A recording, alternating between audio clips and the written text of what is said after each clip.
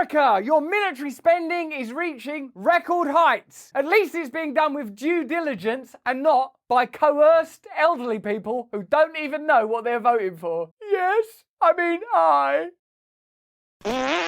Hello there, you 6.5 million awakening wonders. Thanks for joining us on our voyage to truth and freedom that we undertake together right now. I'm wearing combat in honor of the record military expenditure that Dianne Feinstein is voting for in her dotage. Press the notification bell and subscribe right now. We really need you to. And ask yourself for a moment, how old is everyone in Congress now? I mean, what? Are they trying to get some sort of world record? Joe Biden, 105. Dianne Feinstein, she's 90. I mean, I worry if I'm in a restaurant and the waiter's a bit old, I think, shouldn't this be being done by a young person? But they're just delivering me some food and actually usually being quite friendly. Not like Dianne Feinstein. She don't even know what she's voting for. But you know what she's voting for. War, record expenditure, and lack of investigation and inquiry. Let's just have wars and ask no more questions about it. Let's therefore just assume that war is a good thing. Even that song, War, What Is It Good For, would be banned for asking too many questions about war. War, what is it good for? Mind your own business. And it is business, actually.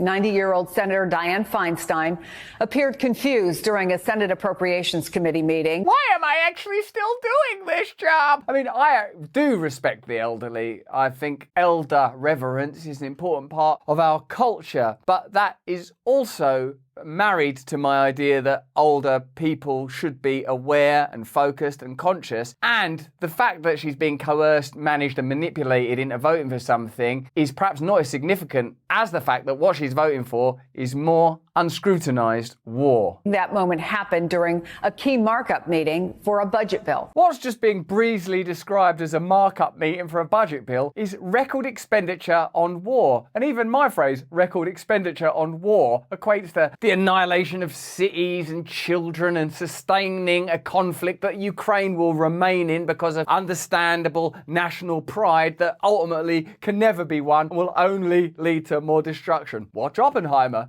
And then live through Oppenheimer. The clerk will call the roll. Also, even the guy sat in the middle is about 105 years old. Why is everyone so old in politics? I mean, say what you like about Greta Thunberg, but at least she's young. Senator Feinstein.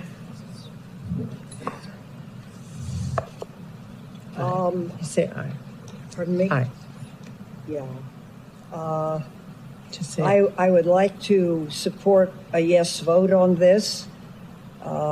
It provides $823 billion. That's an increase of $26 billion for the Department of Defense. Back in my day, wars used to only cost 50 or 60 billion. You kids don't know you're born. Missile launchers? Why? We used to use wooden missile launchers. Could get a few of those just for a couple of billion. God darn it. And it funds priorities submitted. yeah. Just say aye. Okay, War's good now. But wasn't war bad in the old days? No, war's good now. just aye. Just say aye. Oh, God bless you. Just say aye. So terribly dismissive, like it's Grandpa Simpson. Just vote for another few billion for the war. Okay, aye. Your breath smells. Aye. Thank you. Senator Durbin. I'm just laughing about it. Billions more being spent on churning through the lives of young people. Like, she probably aggregates to the life of 5, 10 Russian soldiers who will be annihilated by some fancy new Raytheon product by the end of the week. NBC's Julie Sirkin is on Capitol Hill for us. Julie, put that into some context for us. Okay, Jesus. All right, well, what we've allowed to happen is the military-industrial complex now dictates policy, whether it's the Democrat Party or the Republican Party in power, although the Democrat Party are a bit worse. And now it's just the job of people in the Senate, even if they should be revered for their wisdom and longevity, just to sort of parrot phrases like I. AI actually couldn't be any worse than this. We might as well hand over the responsibility of saying I to AI and forget humanity altogether. Why don't we just let Skynet battle it out with the agents from the Matrix and see who wins? There's some fucking context for you. Nothing means anything anymore. Oh, okay.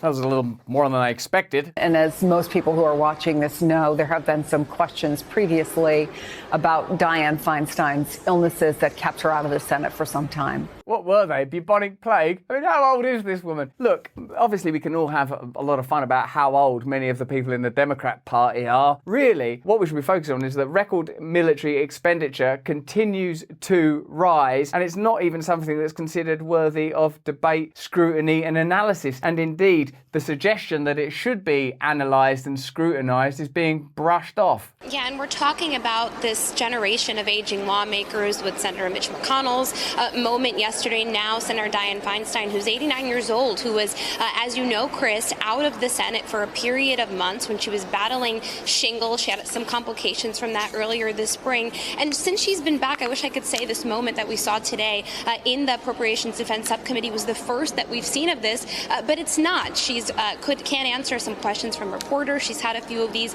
confusing moments. We don't want these poor old codgers just voting aye. We want young, sexy, virile people to vote aye for more war and expenditure. We want Margot Robbie and Timothy Chalamet to get in there and just vote aye with a wink and a smile and a wry look to the side. No one's questioning the issue itself. Should we continue to perpetuate war and reduce democracy to just verifying ongoing war without question? No one's inquiring about that. Of course, we know that the function of democracy is to continue to legitimize and fund endless wars. But I don't want these old bastards doing it. I want new, sexy bastards. Gentlemen, we have a crisis in democracy. These old people don't even know what they're voting for. That's why your new senator is Lil Bow Wow. Lil Bow Wow, should we grant another $10 billion to the war in Ukraine? For shizzle! Senate officials even going as far as trying to stop reporters from getting an accurate picture of her capabilities and how she's doing mentally as well. So this was a super awkward moment, to put it lightly, today in this committee. The awkwardness of an elderly person being somewhat out of their depth perhaps pales compared to the awkwardness of needlessly sustaining a war that can never be won, presumably in order to ensure that Lockheed Martin and Raytheon have good third quarters next year. Isn't the real problem that we're not having a reasonable, legitimate, intrepid discussion about the nature of and necessity for ongoing war, the efficacy of this campaign, whether or not it's working, whether or not this war can ever be won, whether or not we should be seeking a diplomatic solution immediately, whether or not the Democrat Party has become a hollowed out shell, and indeed shell is an appropriate word because all they do is bomb things. It actually happened twice. That first moment that you saw on your screen where the chairwoman of the committee, Patty Murray, had to step in and sort of tell her, just say aye, you don't need to explain your vote, we're just doing a simple roll call vote in this moment. Dianne Feinstein is too old to be in the Senate. It's plain and obvious. Now, if you want to cheat death and cheat sweet lady time herself, you're going to need to look after your skin. That is why I'm recommending Genucel skincare. Even if you're as old as Dianne Feinstein, you sure as hell ain't going to look like it, baby. We need sponsors like Genucel skincare. It's hard for us to get sponsors because we're radical and we're anti-corporate and all that stuff. Now, these guys at Genucel want you to look and feel your best. So when you're voting in the Senate, you're going to look young and gorgeous. That's why they've introduced their 3-step dark spot luxury system that works in just 3 minutes. Have you got 3 minutes? Stay there. If you're bothered by dark spots on your face or liver spots on your hideous hands, neck and chest, then this is the way to watch them disappear safely and quickly. Just before this video, I was just one enormous liver spot. I've smothered myself in Genucel. I've drunk down a pint of the stuff. I've never looked more beautiful. Their luxury system contains a dark spot corrector. Correct those dark spots. Some fancy sounding microdermabrasion and collagen builder thrown in for good measure. That's why I'm looking so cool. And if you're not blown away by the results, you get your money back. You might go, hold on a minute, I'm still as hideous as I was yestermorn. So go to genucel.com/brand to order their new dark spot treatment system today and say goodbye to those pesky, stinking, wretched spots tomorrow. And as a special bonus, all 3 products are included in Genucel's most popular package for August. So you'll get their bags and puffiness serum also included, all for 70% off the retail price. Just go to genucel.com/brand. Let's go back to those glorious old codgers in Washington who could do with a little bit of priming. They were considering other bills as well. It happened moments later where she mistakenly appeared to say no on a bill that she meant to vote for. Another Democratic senator leaning in her ear during that moment, and she quickly switched her vote. Wait a minute, no! I don't think that we can ever beat Russia in a war. As a matter of fact, all of the claims and pledges that you've made up till now, that you were only going to offer them aid, that the war would be over by this time, that you'd never use cluster bombs, all of these things have been reneged upon. Oh, this crazy old cow. She doesn't know what she's talking about. Russia will never be defeated. History shows us this. Cuckoo! As a matter of fact, war can never bring about peace. It's obvious. Cuckoo! Cuckoo! Let's get you a blanket. No, I don't want blanket. Neither do I want blanket bombing. We had a peace deal on the table. Boris Johnson went over there. Oh, look, she's crazy. She's not even remembering the names. No, I've come to my senses. Take your hands off me. Just say I. But this just all brings into question again of the aging lawmakers we have. She's nearly 90 years old. In a sense, what we've been offered there in microcosm, and the reason we're covering this story, is because it shows you so many things that they would never tell you. The system is corrupt. People don't know what they're voting for. It's just systemic. They just obey the edicts of invisible higher-ups. There's no genuine democracy. She's meant to be a senator that represents the views of a particular community that voted her into the Senate in order to represent them. That's all irrelevant. That's all gone out the window. Even if she was voted according to conscience and saying no, they would just change it to I. Or perhaps she's so out of touch and decrepit, and I mean that with all due respect, that she doesn't know what she's saying. In any event, it shows you that the system itself is in radical need of re-evaluation and review. And unless there's some kind of great reckoning, and the best chance we get for that are berserker candidates, and I mean that respectfully, like RFK or Donald Trump, people that are just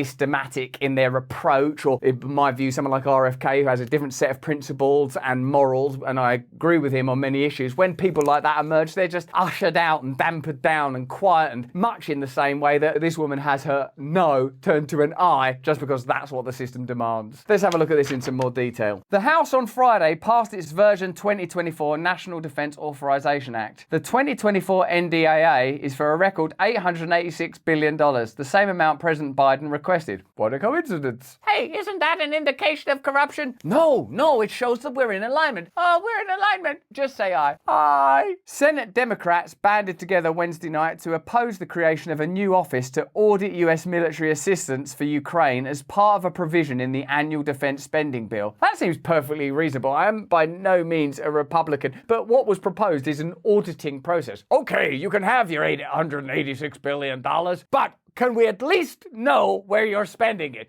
No! I mean I. Actually, this time I mean no. 45 Democrats, including every member of the Senate Armed Services Committee, voted down an amendment to establish an office of the lead Inspector General for Ukraine assistance as part of the fiscal year 2024 National Defense Authorization Act, NDAA. The Democratic opposition kept the amendment from clearing the required 60-vote threshold to be part of the bill. On Tuesday, President Biden approved an additional $400 million in Ukraine aid. The US has spent as much as $113 billion on funding to the war-torn nation in 2022, according to the Committee for a Responsible Federal Budget. Now, I wonder how long we're expected to sustain that, how long that can go on for. What they have successfully done is conflated the military expenditure with the idea of aid to an ailing nation. Most people agree that you should help people, but help people in this instance could be seen to mean opportunity for profit for military-industrial complex. And now that that's not being scrutinized or even audited, we will never actually know. This is by Chris Hedges, who can always be relied upon to give us an important perspective on these matters. The Democrats position themselves as the party of virtue, cloaking their support for the war industry in moral language stretching back to Korea and Vietnam. The Democrats, especially with the presidency of Bill Clinton, became shields not only for corporate America, but for the weapons manufacturers and the Pentagon. No weapons system is too costly. No war, no matter how disastrous, goes unfunded. No military budget is too big. There once was a wing of the Democratic Party that questioned and stood up to the war industry, but that opposition evaporated along with the anti-war movement. When 30 members of the party's Progressive Caucus recently issued a call for Biden to negotiate with Putin, they were forced by the party leadership and a warmongering media to back down and rescind their letter. That was only a letter. How dare you? How dare you write a letter? Now get on and spend some more money on missiles. Missiles? Letter. Yeah, letter's bad, missiles good. Okay. Yes, I. The Democratic Party, which under the Clinton administration aggressively courted corporate donors, has surrendered its willingness to challenge, however tepidly, the war industry. On the eve of every congressional vote on the Pentagon budget, lobbyists from businesses tied to the war industry meet with Congress members and their staff to push them to vote for the budget to protect jobs in their district or state. This pressure, coupled with the mantra amplified by the media that opposition to profligate war funding is unpatriotic, keeps elected officials in bondage. These politicians also depend on the lavish donations from weapons manufacturers to fund their campaigns. I don't know if Dianne Feinstein receives lavish donations from weapons industry donors, but if she does, that would be another reason to stay in the Senate long into your old age. I mean, presumably the accepted idea or the explicit idea is because she loves being in the Senate. It gives her an opportunity to demonstrate and represent her principles. I? No. Sorry, I mean I. It's clearly not that, is it? Because her mind can be changed like that. We've just witnessed her being directed. This is not an attack on Dianne Feinstein. What's the point of that? This is plainly, clearly, explicitly, let me tell you, an attack on the system. A system that is clearly steered, controlled, and inhabited by weapons donor money, and therefore explicitly and observably conducts the business and policies that they would have you conduct.